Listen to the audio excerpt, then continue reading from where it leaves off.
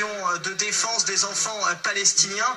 Un proche de ces familles que nous avons pu interroger quelques minutes nous disait que pour l'heure, ces familles ne souhaitaient pas réagir sur ce point. Elles en étaient encore à leur deuil qui a commencé ici. Vous entendez les funérailles derrière moi, mais parmi la foule de gens qui se pressent, beaucoup d'anonymes qui sont venus ici pour soutenir les familles, eh bien, tous ont entendu bien sûr ces informations. Beaucoup sont très choqués, très émus par ce qu'ils découvrent et s'inquiètent. C'est le cas notamment d'une femme, Jocelyne, nous l'avons rencontrée, ça fait plus d'une vingtaine d'années maintenant qu'elle vit ici et elle tire une conclusion. Désormais, il n'y a plus aucun endroit au monde où les Juifs seraient en sécurité.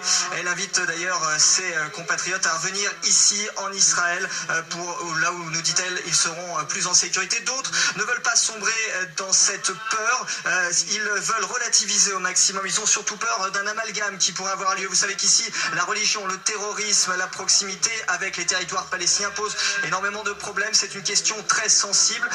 Un homme que nous avons rencontré nous disait « Moi, j'ai des enfants qui sont dans des écoles juives. Bien sûr que j'ai peur pour eux, mais pour autant, il faut garder raison. Ce n'est encore qu'un homme isolé. On ne sait pas quelles sont les ramifications. Il veut surtout que l'on évite d'aller trop vite. Il nous renvoie à ces funérailles qui se déroulent actuellement derrière moi. Vous l'entendez.